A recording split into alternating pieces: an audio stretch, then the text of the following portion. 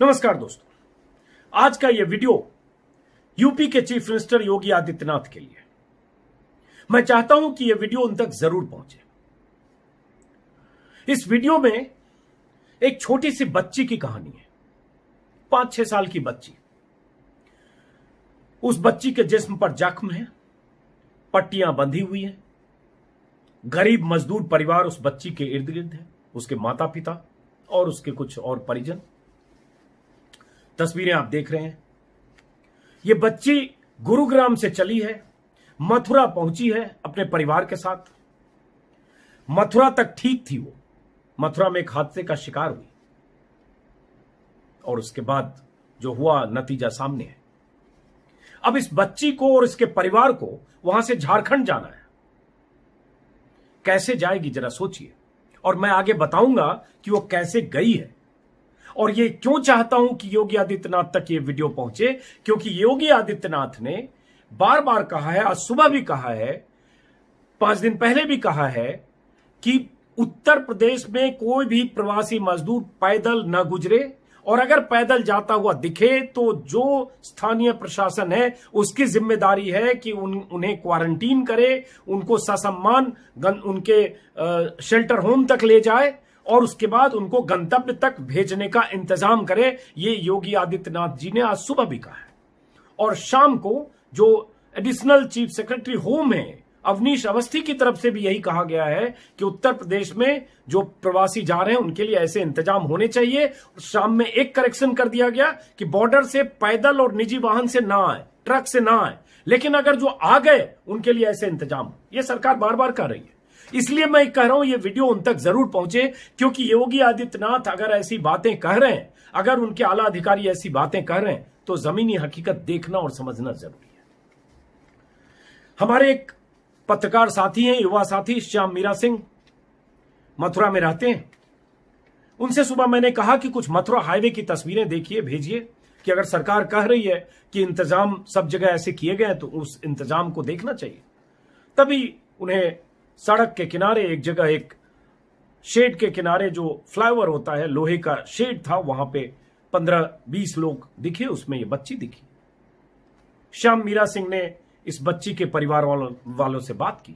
आप सुनिए क्या कहा उन्होंने। इससे आपको समझ में आएगा कि दरअसल पूरा मामला है क्या और आगे इस बच्ची के साथ क्या होने वाला है, और मैं क्यों चाहता हूं कि ये तस्वीर, ये वीडियो योगी आदित्यनाथ तक पहुंचे। आप सुनिए। वो करीब और ज्यादा ही किलोमीटर बैठेगा।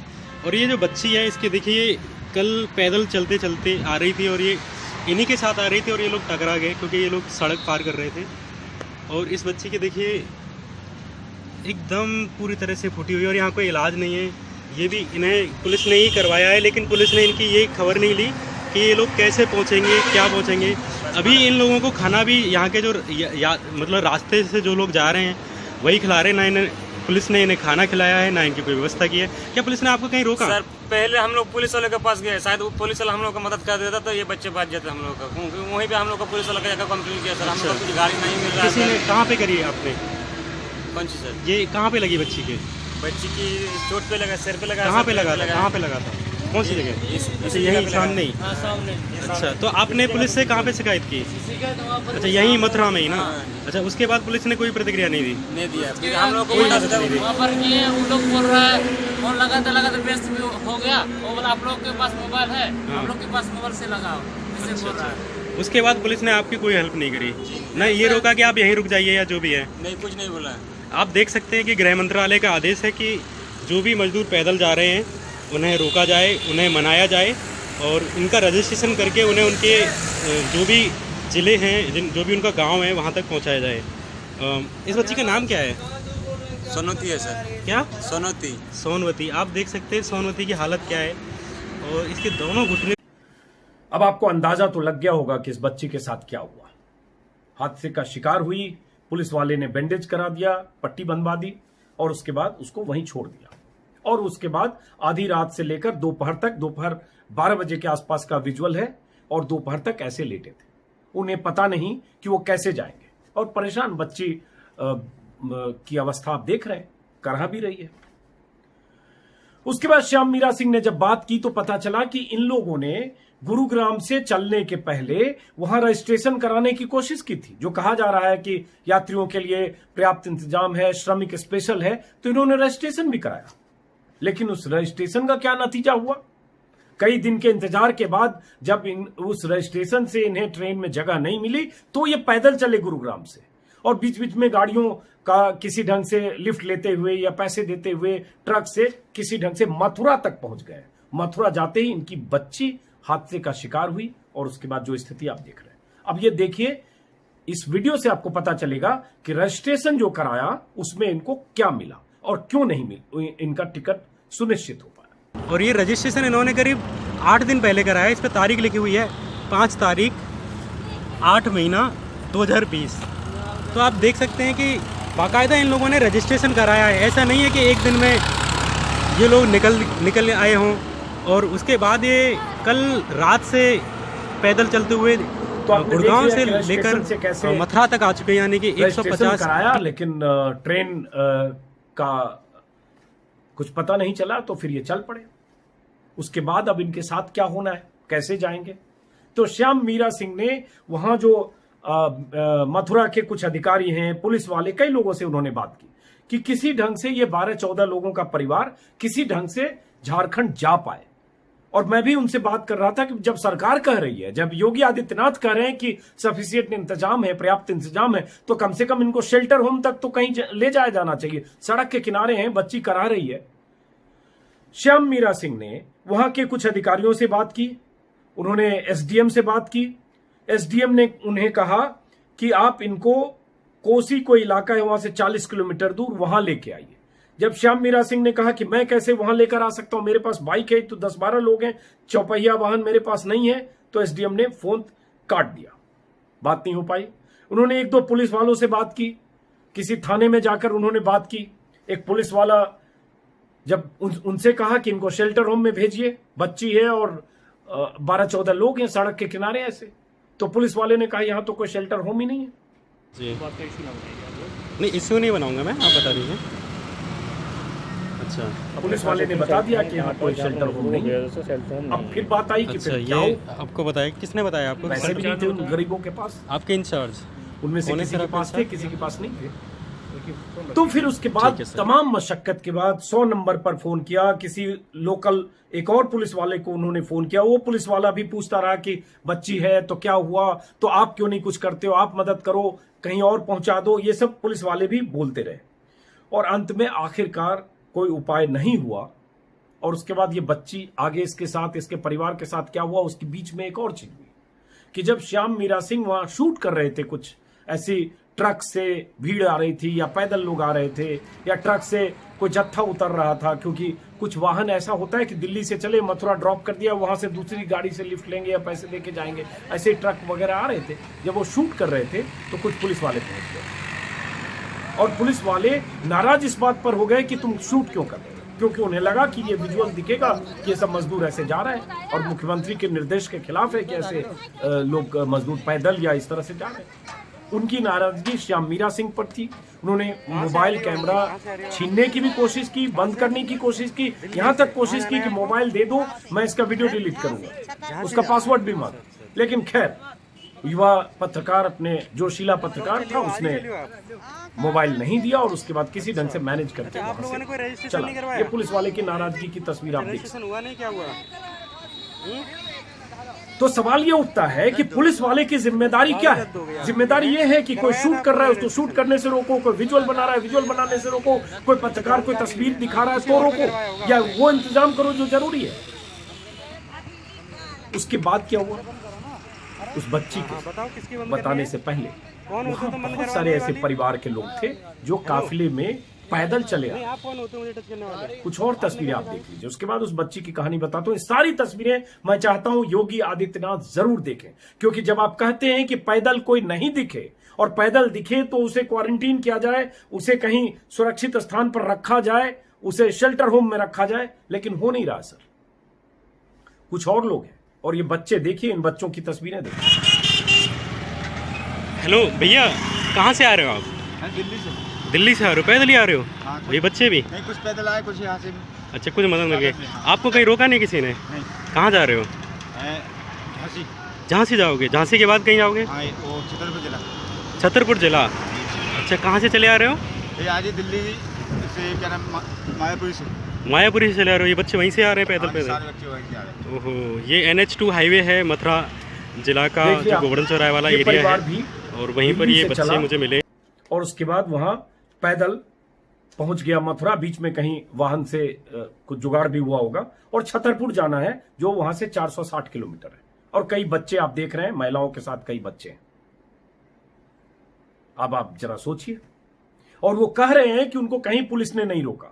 वो चले होंगे, लंबा इतना सफर तय किया, और उसके बाद रास्ते में 150 किलोमीटर जैसे तैसे वहां पहुंच गए, कुछ पैदल, कुछ ट्रक से, कुछ जैसे, कहीं किसी ने नहीं रोका। वो साफ साफ कह रहे हैं।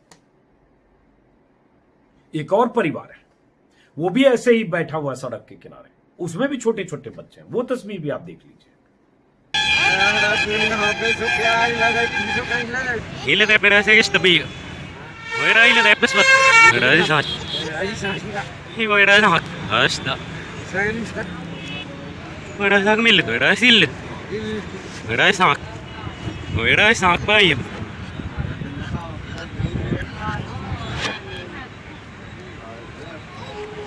तो ये सारे लोग अभी भी सफर कर रहे हैं, अभी भी ऐसे ही चल रहे हैं। आज दिन की तस्वीर है।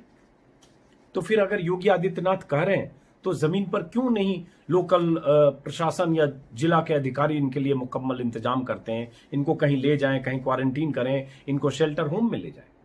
और अगर ऐसे चल रहे हैं तो क्या गारंटी इनमें से कितने लोग अपनी मंजिल तक पहुंचेंगे और कितने लोग कहां किस हादसे के शिकार होंगे? अब लौटते हैं उस बच्ची पर। 4-5 घंटे तक जब उस बच्ची और उसके परिवार वालों का कोई इंतजाम नहीं हुआ, इस बीच श्याम मीरा सिंह इधर उधर थाने गए और लोगों से बात कर रहे थे। 4 घंटे के बाद जब वापस लौटे तो उन्होंने देखा, देखिए सोनोती को मतलब किसी ने लिफ्ट दे दिया, और उसके बाद ये लोग आगरा के लिए जा रहे हैं। और ऐसे ही ये पूरा सफर तय करेंगे। झारखंड तक का सफर है, जो कि यहाँ से करीब 1500 किलोमीटर दूर होगा। पता नहीं ट्रक उन्हें, और ये लोग कैसे कैसे पहुंचेंगे, ये तो राम जाने। कैसे चलते हैं, कहीं चले 100 किलोमीटर, फिर वहां पहुंचे, फिर पहुंचे, और जैसे तैसे करके इनको जाना 1200-1400 किलोमीटर झारखंड। अब आप सोचिए सर, यूपी सरकार के अधिकारी, मंत्री, मुख्यमंत्री जी कि क्या सिस्टम है, कैसे जा रहे हैं? अगर आप कह रहे हैं कि नहीं चलना चाहिए तो कैसे चल रहे हैं? देखिए जाते हुए। अब अगर इस तरह से ये लदकर जा रहे हैं तो ये ट्रक भगवान से दुआ करूंगा मैं कि ये ट्रक सुरक्षित सलामत इनको वहां तक पहुंचाए जहां इनको जाना है, और वहां से जैसे भी जाए ये जा पाए। यही दुआ हम कर सकते हैं। लेकिन जैसे जा रहे हैं, उस जाने को देखकर डर क्यों नहीं लगना चाहिए? क्योंकि हम हादसे होते हम लगातार देख रहे हैं, और उन हादसों के प्रति आपकी चिंता भी देख रहे हैं। इसलिए हम आपसे बात कर रहे हैं, इसलिए हम आप तक अपनी बात पहुंचाना चाहते हैं। क्योंकि शाम को भी मैंने देखा, जो अवनीश अवस्थी ने ट्वीट किया है, जो ACS हैं, उन्होंने कहा है कि राज्य के बॉर्डर इलाकों में कोई भी प्रवासी कामगार श्रमिक पैदल, बाइक या ट्रक से, असुरक्षित वाहनों से न आने पाए। मतलब बॉर्डर एक तरह से सील किया है, शाम का डेवलपमेंट है। और उसके बाद यह भी है कि प्रदेश की सीमा में प्रवेश करते ही प्रवासी श्रमिकों को भोजन और पानी उपलब्ध कराए। यह भी सरकार की तरफ से है। उनकी स्क्रीनिंग करते हुए उन्हें सुरक्षित और सम्मानजनक ढंग से गंतव्य तक पहुंचाया जाए। ये शाम को 4-5 बजे के आसपास, 5 बजे के आसपास यूपी सरकार के ट्विटर हैंडल पर है। और उसके बाद यह भी है कि प्रत्येक जनपद के जिलाधिकारी के निवर्तन पर 200 बस रखने के आदेश पहले दिए गए हैं। प्रवासी कामगारों, श्रमिकों को बस से भेजने के लिए धनराशि स्वीकृत है। जिले के अधिकारियों के पास 200 बसें हैं। उसके बाद फिर ऐसा क्यों हो रहा है? ऐसे क्यों हो रहा है कि लोग ट्रकों से लद के जा रहे हैं? ये सवाल तो है। तो ये मैं योगी आदित्यनाथ से अपील करूंगा कि मथुरा जिले के अधिकारियों से जवाब तलब करिए। और अगर मथुरा में ऐसा हो रहा है तो सर बाकी जो 74 जिले, 75 जिले यूपी में, मथुरा के अलावा बाकी 74, वहां क्या हो रहा है कोई नहीं जानता। और आगरा की हम कहानी जान चुके हैं कि बच्ची को लेकर आगरा के डीएम ने क्या कहा उस सूटकेस पर, जब बच्ची को उसकी मां ले जा रही थी। कई बार मैं बात कर चुका हूं, इसलिए रिपीट नहीं करूंगा। तो योगी आदित्यनाथ जी से मेरी अपील है कि ऐसे हादसे ना हो। इसके लिए जो आपने कहा, जो गृह मंत्रालय ने कहा कि सड़क पर पैदल जाते हुए ना दिखें, और अगर दिखें तो राज्य सरकारों की जिम्मेदारी है कि उन्हें शेल्टर होम में रखें और उनको पहुंचाने का इंतजाम करें। और यही आपने भी कहा, बल्कि आपने कहा कि आपने डीजीपी, चीफ सेक्रेटरी और एसीएस से मीटिंग करके उन सबको ये बात कह दी है कि न 2 व्हीलर से कोई चले, न 3 व्हीलर से चले, न प्राइवेट ट्रक से चले, न पैदल चले। वो अगर ऐसे दिखे चलते हुए तो उन्हें सुरक्षित स्थान पर पहुंचाएं, गंतव्य स्थान तक पहुंचाने से पहले क्वारंटीन करें, आपने कह दिया। तो वो डीजीपी, चीफ सेक्रेटरी, अधिकारी, इन सबको आपके सख्त निर्देश के बाद यह स्थिति मथुरा में क्यों है? और उसके बाद एक और वीडियो आया है, खत्म करता हूं उस वीडियो के साथ, जो नोएडा में हुआ है कि एक राशन के लिए कतार में लगी एक महिला पर नोएडा के एक पुलिस वाले ने लाठियां चलाई। सौरभ शुक्ला एनडीटीवी के रिपोर्टर हैं, उन्होंने ट्विटर पर वीडियो पोस्ट किया, स्क्रीन आप देख रहे हैं। उसके बाद यह अच्छी खबर है कि उसके तुरंत बाद यूपी पुलिस ने कार्रवाई का आदेश दिया और ट्विटर पर ही नोएडा के पुलिस कमिश्नर ने लिखा कि प्रारंभिक जांच के बाद उप निरीक्षक सब इंस्पेक्टर सौरभ शर्मा को तुरंत निलंबित कर कार्यवाही शुरू की गई। तो चलिए, एक अच्छी बात। फिलहाल मैं इस वीडियो को यहीं खत्म करता हूं, इस उम्मीद के साथ कि योगी आदित्यनाथ अपने अधिकारियों को सख्त निर्देश देंगे कि किसी जिले में अगर ऐसी तस्वीर जैसी मथुरा में, ऐसी स्थिति जैसी मथुरा में हाईवे पर है, वो ऐसी स्थिति हो तो जिले के एसपी और डीएम की जवाबदेही तय हो। वरना सर, जैसे औरैया में 24 लोग मारे गए, जैसे मुजफ्फरनगर, सहारनपुर में मौतें हुई अभी 3 दिन पहले 16 लोगों की, वैसे न जाने कहां कितने लोगों की, 16 नहीं 6 लोगों की, वैसे न जाने कहां कितने लोगों की मौतें होती रहेंगी। नमस्कार, मैं इस वीडियो को यहीं खत्म करता हूं, फिर मुलाकात हो। नमस्कार।